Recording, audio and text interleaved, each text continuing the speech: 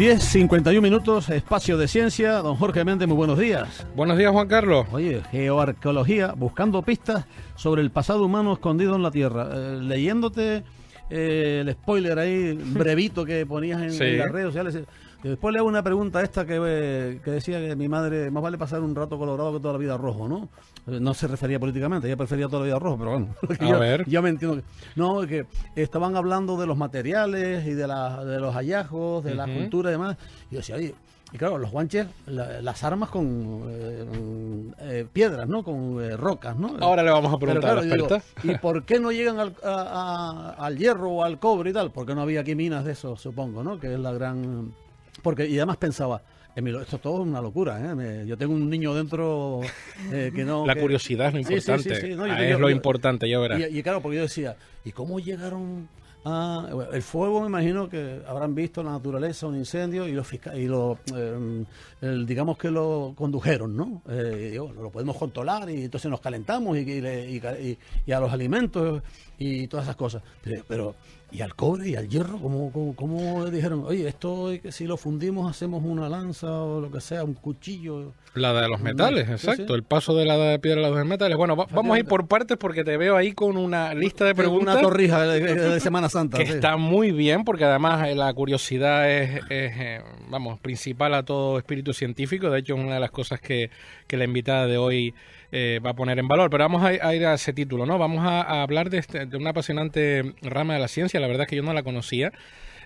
La geoarqueología, y es eso, buscar las pistas sobre el pasado humano, ¿no? Escondidas en la Tierra. Y para ello, yo creo que tenemos aquí una referente, una compañera con un currículum impresionante. Vamos a presentártela. Se llama Carolina Mayol, es profesora titular de Prehistoria en el Departamento de Geografía e Historia de la Universidad de La Laguna. Buenos días, Carolina. Muy buenos días, bienvenida. Buenos días. Gracias por estar aquí. Tienes un currículum enorme. Por decirte algo, Juan Carlos, solo por ponerlo en valor, es doctora en antropología por la Universidad de Harvard en 2004. Fue premio de la Universidad de California Los Ángeles en Historia en 2013. Premio Universitario de Estudios a las Mujeres, por cierto, en 2016.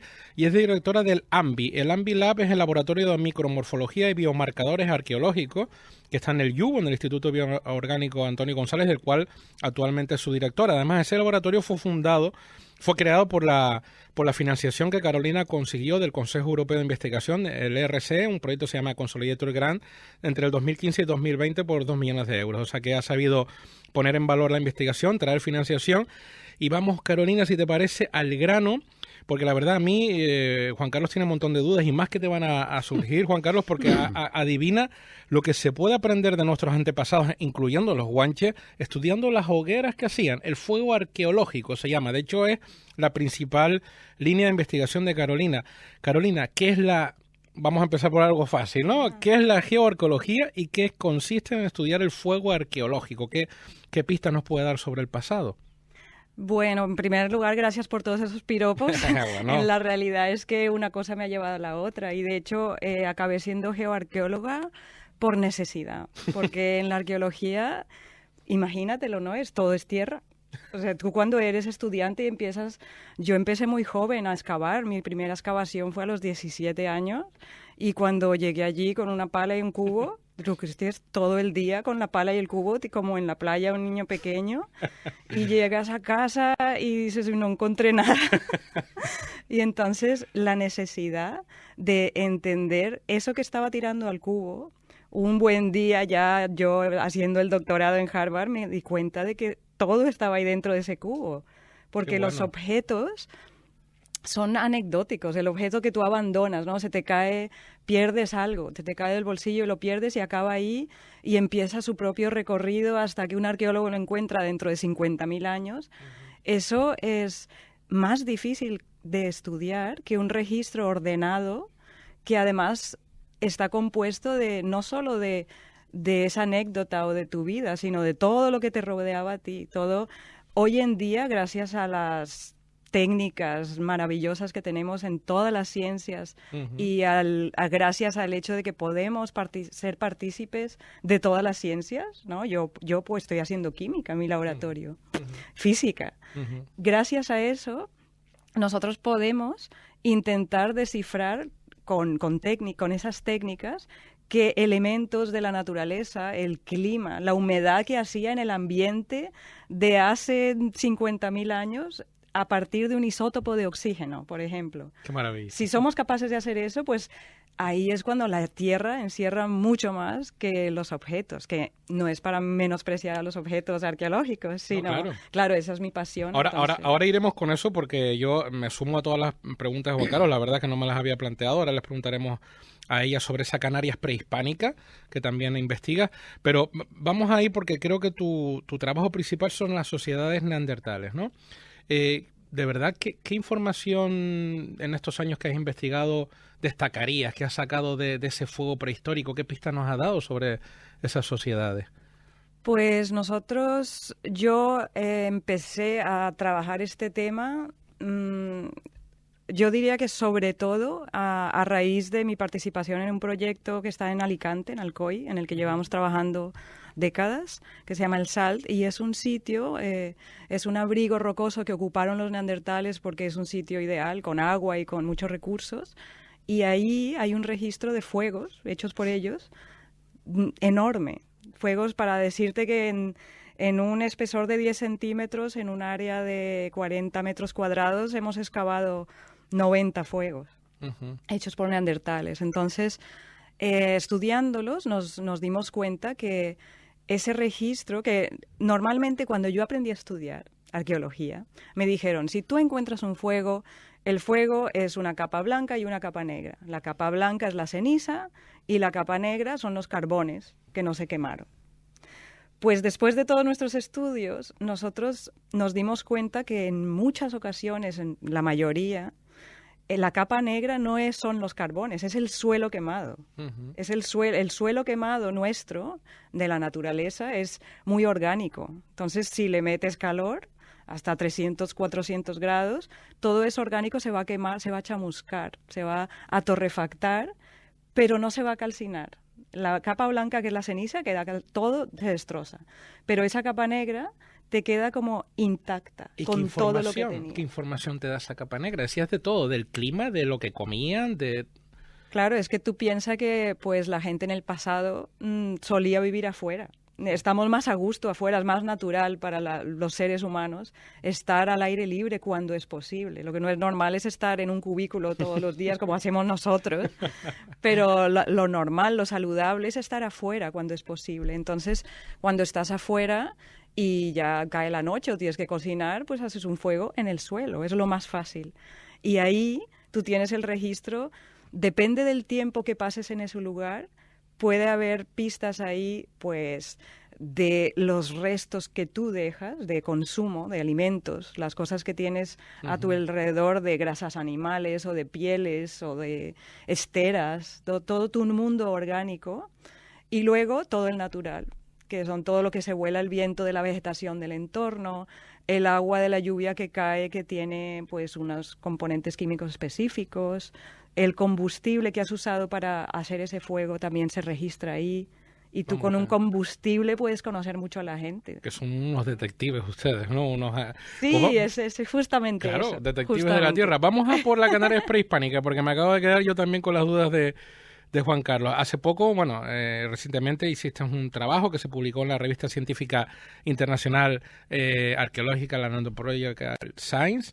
Es un estudio geoarqueológico del yacimiento Guanche del tubo volcánico que está en los Roques de García, en el Teide. De hecho, parece que fue el primer estudio en combinar diferentes técnicas arqueológicas que ustedes usan, ¿no?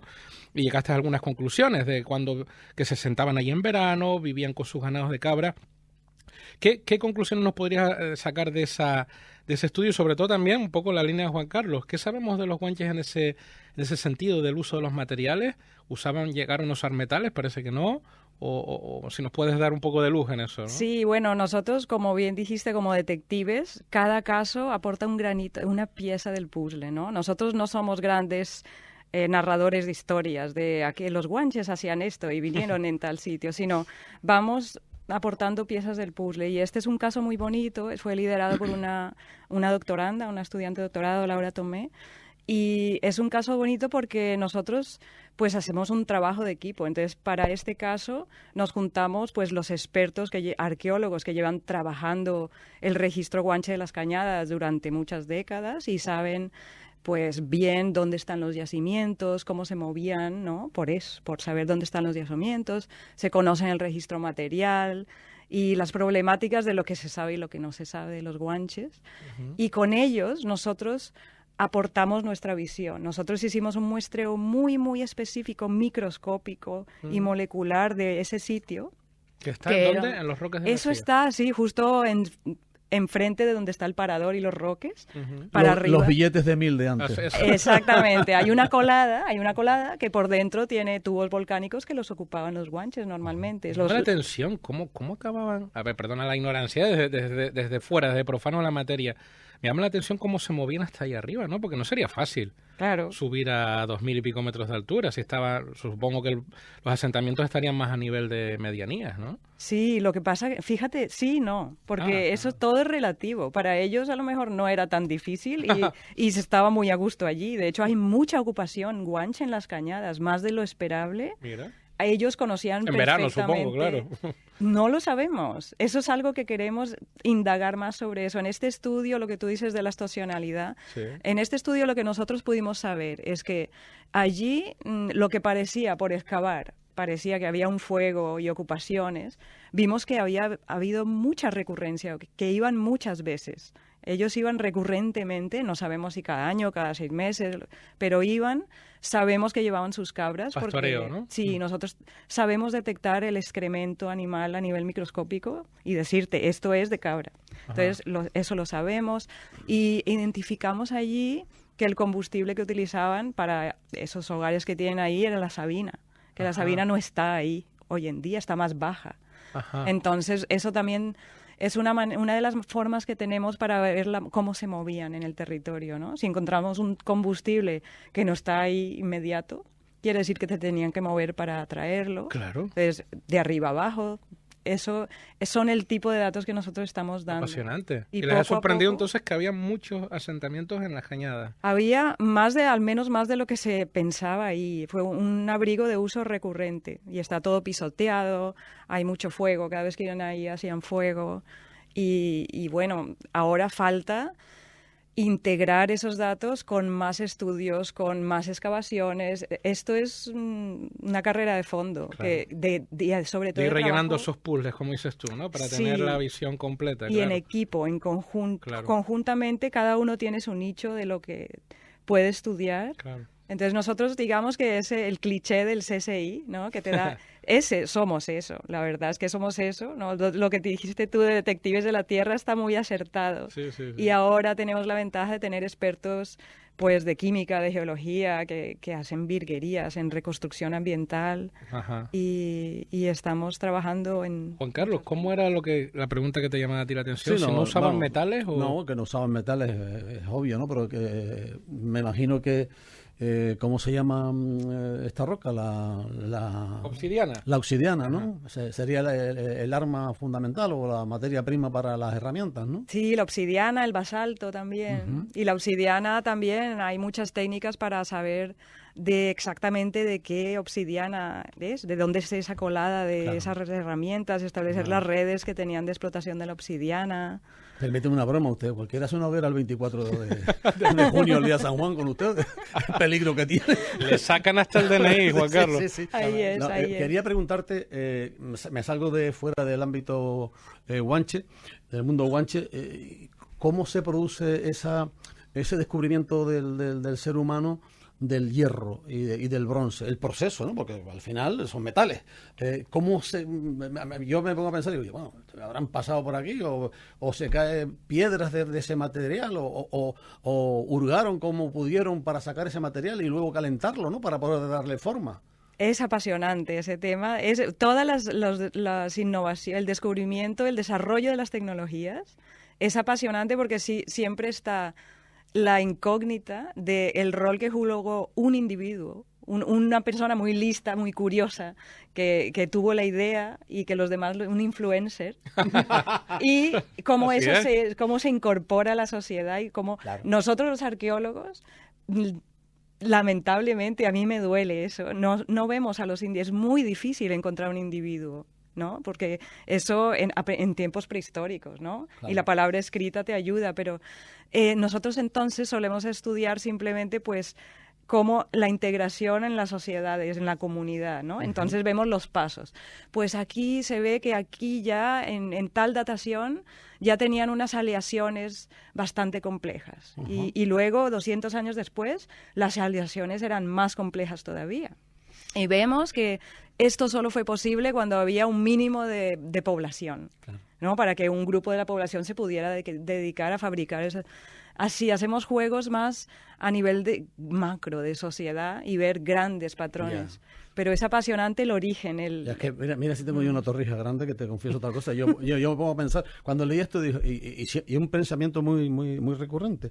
Digo, si unos descubrieron primero los metales, que son más incisivos que las piedras y más dúctiles, y ya los otros, los enemigos con los que se enfrentaban, sufrirían las embestidas de esta gente con una superioridad, por ejemplo, terreno bélico, ¿no? Perdón que lo lleve el terreno bélico. Claro. Pero después digo, ¿y cómo los otros llegaron a copiar? ¿Habrán secuestrado a uno de los padres de la criatura investigada? Si era uno de los que, vamos a llamarlos forjadores de tal. Yo, claro, empiezo a preguntarme y la mente se me dispara, ¿no? Sí, sí.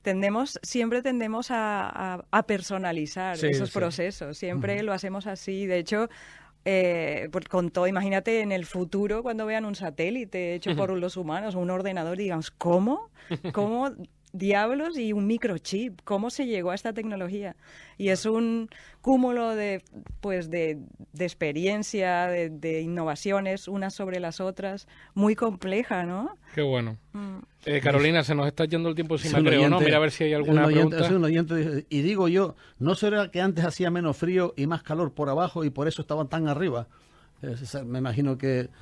no sé si estará hablando del asentamiento de Juanches. Sí, en el Teide, claro. Los Juanches ya se sabía que subían a las cañadas, especialmente en verano, según lo estudiado, y después en verano y en las zonas en el invierno bajaban más, la vida era más en la costa. O sea, lo estoy explicando grosso modo, ¿no? Que me cogen los historiadores y me matan los investigadores, ¿no? Pero asentamientos costeros también hay un montón, lo saben por las cáscaras de las lapas y demás, ¿no? Sí, ahí estaban los humanos, cuando pueden van a todas partes. Y en Tenerife, desde su primer poblamiento, sí, hay gente en todas partes. Y estamos trabajando en reconstruir, pero a un nivel de mucha precisión temporal. La clave, nuestro interés es afinar en el tiempo, no darte decir... así, ¿qué clima hacía en un periodo de 1000 años? Sino de década a década, porque el poblamiento guanche pues tendrá 2000 años, pero nos hace falta refinar en el tiempo, claro, para ver exactamente eso, ¿hacía frío o no hacía frío? ¿Cuánto frío? ¿Era igual que hoy o no era igual que hoy? Ya. Para comparar bien. Es que, por ejemplo, me pongo a pensar en las cañadas y digo, cuando subes en verano la temperatura baja, y tú dices, bueno, esto cómo se cubrían y demás, ¿no? Leo el último mensaje, estamos fuera de tiempo ya. Buenos días, gracias por acercarnos a la historia un poquito apasionante del tema. Muchas gracias. Gracias, Carolina. Jorge, cierra con Carolina. Gracias, Carolina, y gracias por traernos este mundo, la geoarqueología, la verdad, eso de ser aventurera, exploradora, viajar por el mundo, que decía. Detective de la Tierra, me gusta. Y detective de la Tierra. De verdad que un placer. Volveremos a traerte con compañeros tuyos de laboratorio también para que nos cuenten más cosas de sus proyectos. Cuando quieran, encantado. Muchísimas gracias. Gracias.